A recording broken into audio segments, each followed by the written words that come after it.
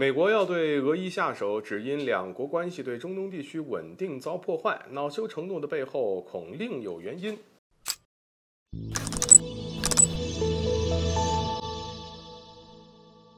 大家好，欢迎来到赵特产观察室。美国国家安全委员会战略沟通协调员科比他说，美国很快将针对俄罗斯与伊朗的军事技术合作参与方实施新的制裁，原因是当前已经有越来越多的迹象表明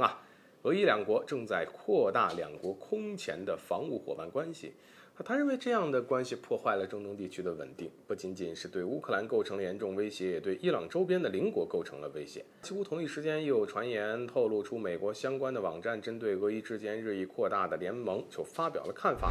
声称两国联盟威胁到了美国的利益什么利益呢？俄伊双边包括在军事、经济等方面加强合作，损害了美国在欧洲、欧亚甚至是中东的利益。看上去美国像是为了中东等地区的和平稳定对俄罗斯、伊朗采取措施，但实际上仅仅是因为这个原因吗？首先，不管是俄罗斯还是伊朗对美国人而言呢，它都是敌人。为了对付俄罗斯，美国不惜挑起了俄乌之间的冲突，哪怕是国内情况危急的情况，拜登政府也坚持对乌克兰进行军事援助，目的是什么呢？就是想要借助乌克兰的手击垮俄罗斯。所以在没达到这个目的之前，美国自然不可能让这场战争停下去。而至于伊朗就更不用多说了，一直以来呢，美国都在想尽办法遏制打压伊朗，阻止伊朗的发展的同时呢，也努力避免其在中东地区乃至世界上的地位和影响力的增加。其次，美国方面表示，俄罗斯和伊朗正在扩大军事方面的合作。另外，国家安全委员会发言人科比也表示了，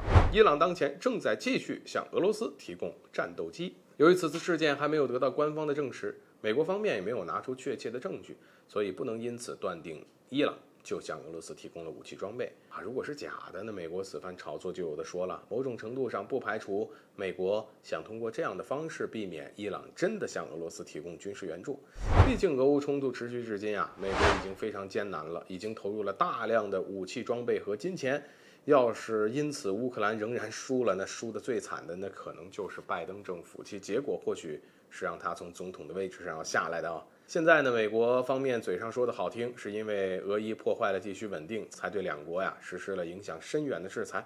可这明眼人都看得出来不是这样真正原因或许是俄伊之间的伙伴关系破坏了美国在中东地区的霸权，这才让美国恼羞成怒的。以往中东地区基本都是美国说了算，但自沙特伊朗和解恢复外交关系，那么该地区开始有越来越多的国家和好。与其说美国炒作俄伊关系，试图借此对伊朗下手，不如确切地说，俄伊拉近关系只是导火索，在中东地区的影响力本就在下降。俄伊又来了这么一出，上演哥俩好，这让美国怎么坐得住呢？更何况俄罗斯和伊朗还是被美国视为敌人之一的。而近日有消息说，伊朗海军第86舰队抵达阿曼西南部的塞拉莱港之前曾停靠美国的后院。